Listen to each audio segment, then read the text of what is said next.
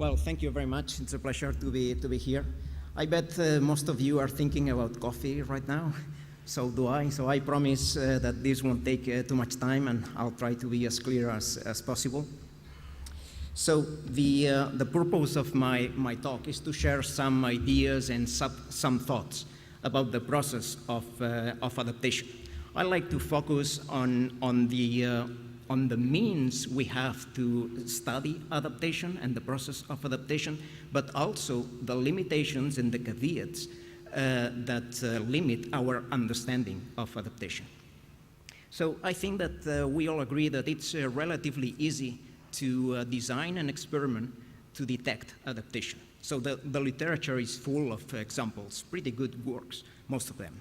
So, but there's a difference between detecting a process and understanding the mechanisms underlying these processes. So I confess I'm a bit obsessed with these ideas, and sometimes when one gets obsessed, it's difficult to move on, but I think that this is how science goes. So let me start with some theory, although I'm not an expert on this, but I like to show these beautiful graphs because they help us to visualize the process of adaptation. So what we have here is that beneficial mutations slightly change phenotypes in such a way that phenotypes move towards an optimum. So they try to fit the environment where phenotypes developed. In genetic terms, what we have is that different combinations of alleles have a different effect on fitness. So we get this kind of optimum peaks in such a way that variants go uphill to the peaks, and selection try to keep these variants uphill and don't allow to move downhill. However, I think that reality is far more complicated, so things are more difficult. For example, this adaptive landscape, it's not a 3D representation. So what we have, it's a multidimensional space. So we have a myriad of factors affecting traits which might have a different genetic basis. So predictions here are very difficult. Traits actually vary in their adaptive importance. So we have to find the means to rank traits according to the adaptive importance. As well, I think that we all agree that it's not one gene, one trait. I think that this idea now is quite old. But what we have is that different genes underlay trait variation and may have different roles in the process of adaptation. And here I want to emphasize that we don't have genes, but we have alleles of genes that affect traits.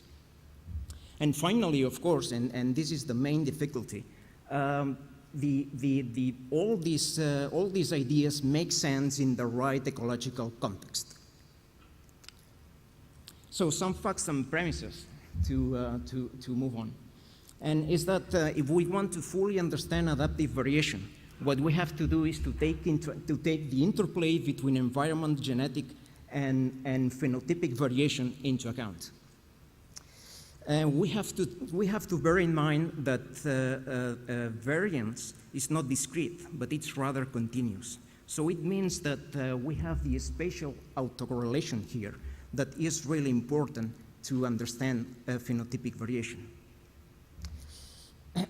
As well, most of us sometimes select traits because we think they are important, or because the amount of literature on that particular trait indicates that they can be relevant to understand adaptation. But the truth is that traits need to be studied as parts of integrated phenotypes. And finally, again, all these traits have a complex genetic basis. So we need to take all these elements into account in order to understand this variation and understand adaptive variation.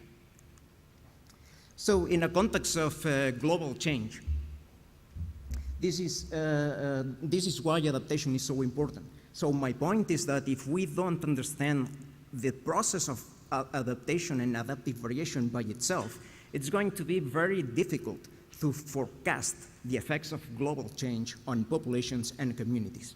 This is not a prediction, this is a fact, and this is a map of the droughts during the second half of the 20th century. And you can see how heterogeneous, spatially and temporally, droughts have been. In the last 20 years, between the 90s and today, we've got extreme droughts, but also we've got extremely wet years. So I think that the ecological scenarios of global change are totally unpredictable. So what do we need to do this? What do we need to understand adaptive variation? So what we need is to work with the right model system. So in plants, we have Arabidopsis thaliana, which has a huge amount of genetic and genomic tools. And in the last few years, we've been accumulating evidence of the ecological variation and the adaptive value of this variation.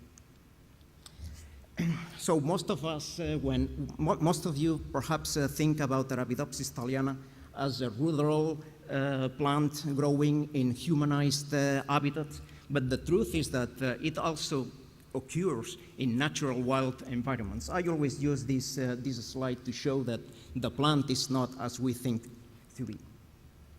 So in the last 10 years, we detected the lack of an ecological database for Arabidopsis thaliana.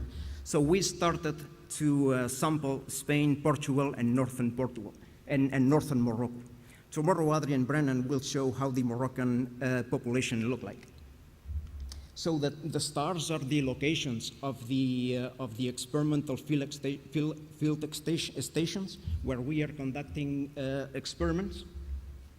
And at present, we have more than 350 populations across the country, and ranging from seaside populations to subalpine grasslands.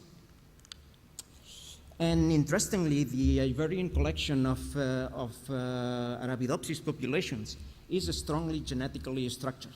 This is a paper from 2008, including 100 populations and less than 150 SNPs. And I'm glad to say that increasing the number of populations and increasing the number of markers, this picture holds. So pinkish areas indicate a high membership to genetic groups. So I think that in science it's important to confirm from time to time the findings. So one of the first things and one of the first goals in our group is to detect the most important traits. So what we do is to conduct experiments including the seed-to-seed cycle, from seed germination to fruit production, so the whole cycle. So here you can see an experiment in which we estimated recruitment of vegetative plants, recruitment of adult individuals, flowering traits estimated in different environments, glasshouse but also field environments, and fecundity. So this is the QST-FST comparison. I think that we all know the problems of these comparisons, but still they give us the clue of the importance, adaptive importance of traits. So here you can see the FST estimates. Oh, sorry, the FST.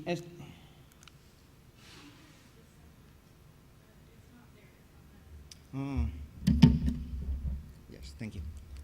The FST estimates with two sets of markers to avoid bias.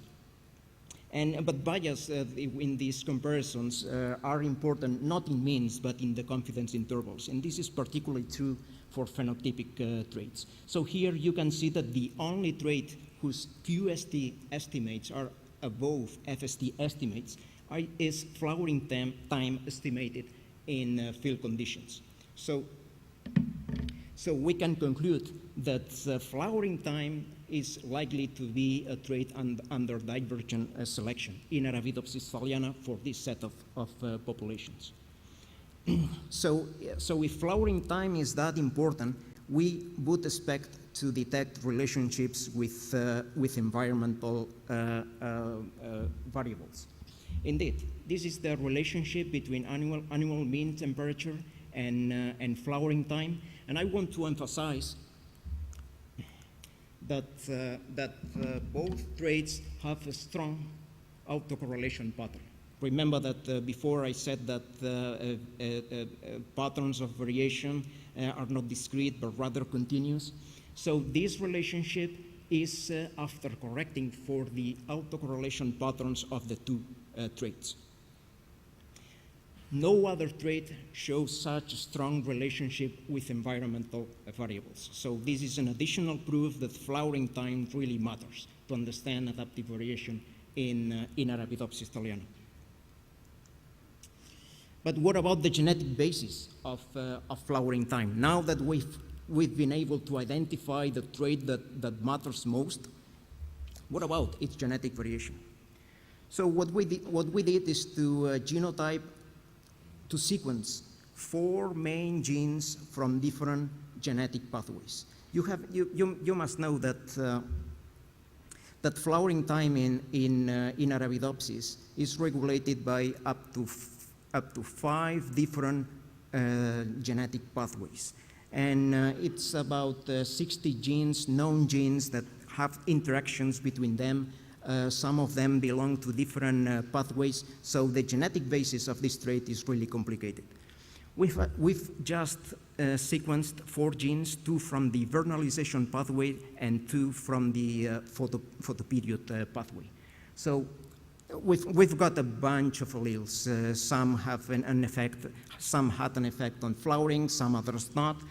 We've got non-synonymous substitutions, synonymous and non-synonymous substitutions, indels, stop codons, a myriad of different kind of mutations. So I've just picked up a couple of examples to illustrate the potential, but also the limitations of the approach. So this is This is one allele of the FLC gene, which is a central gene of the vernalization pathway. Vernalization means that the rosette in winter detects cold temperatures. So this is the signal that triggers flowering in the spring. And you can see that the minor allele frequency, which is indicated in blue, it's only 30% of frequency. Interestingly, we found a significant relationship between the occurrence of this allele with spring precipitation, but only explains 12% of the variation. And finally, the association between this allele and flowering time was significant after extracting the effect of population stratification. So remember that the genetic variation of Arabidopsis in the peninsula is strongly structured. So here we can see the effect of one allele from one known gene on flowering time variation. The other example is the CRY2 gene that belongs to the photoperiod pathway. And this gene is not an SNP like it was the other one, but it's a group of 8 amino acid substitutions that segregate together. So what we have is 2 SNP haplogroups. Here, again, you can see that the minor allele frequency of this haplogroup, in blue again, is just about 10%. Again, we have found a significant relationship with winter temperature and the occurrence of this allele in the collection. But in this case, the relationship with flowering time was not significant. It was not significant because this allele occurs only in one genetic group. So when you correct for population stratification, the significance disappears. So the point here is that this result doesn't mean that this allele is not significant, and it doesn't explain variation in flowering time. This means that with association and with this method, we are not able to detect the effect of this allele. which are different things. So, interestingly, we also find some gene pleiotropy and life history traits, which is something that in the literature is becoming common and common. In this case, it's the Fry gene, and the Fry is the FLC regulator, so it belongs to the vernalization pathway. And here, what we found is that those genotypes carrying mutations at the Fry locus exhibit a lower recruitment in field conditions. So here as well, I'm trying to illustrate the complexity and the relationship of traits and their genetic basis. So the take-home message of this talk is that when we are interested in genetic variation in phenotypic traits, in this case, after identifying the most relevant traits such as flowering time, the point here is that the genetic basis accounting for phenotypic variation can differ a lot across the distribution range of our study species. So it's like when dealing with the autocorrelation patterns. So this means that our cases are not independent from each other. Why? Because they are related by such autocorrelation patterns. And here it is exactly the same. So we see the same phenotype at different locations of the distribution range, but its genetic basis is totally different. And here, I like to pose questions like, what's the effect of global change on variation in flowering time in Arabidopsis thaliana when we know that the genetic basis is totally different? So what are the effects of drift and selection on genotypes whose variation for flowering, whose genetic basis for variation in flowering is totally different? So all these kind of scenarios are totally unpredictable, but I do think that we need to understand the mechanisms that generate trait variation.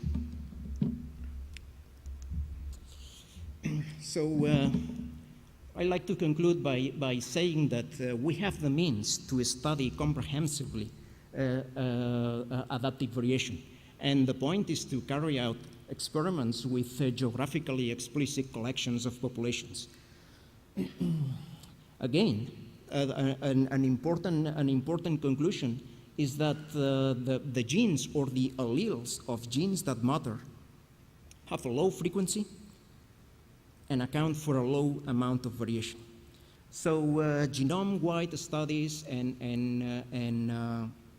genomic tools, I think that they can miss these low-frequency variants that seems to matter quite a lot. And also, I want to point out that all our significant alleles affecting phenotypic variation represent a loss of or change of function. So it's true that there exist gain of function alleles, but normally, I don't have time to get into this exciting issue, but normally what we see is a loss of function. And in the case of Arabidopsis and flowering, a loss of function of these alleles means advancing flowering. And finally, to repeat that the genetic regulatory pathways underlying adaptive variation can be strongly structured, which completely changed the idea of how global change can affect the distribution of populations and communities.